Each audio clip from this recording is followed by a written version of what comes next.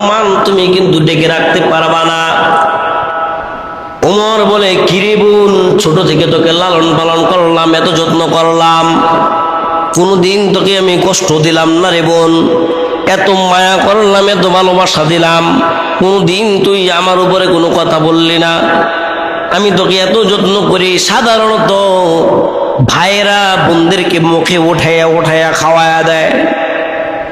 দুনিয়ার সমস্ত সম্পর্ক বিচ্ছিন্ন হয়ে গেল, ভাই বোনের সম্পর্ক কোনোদিন বিচ্ছিন্ন হয় না।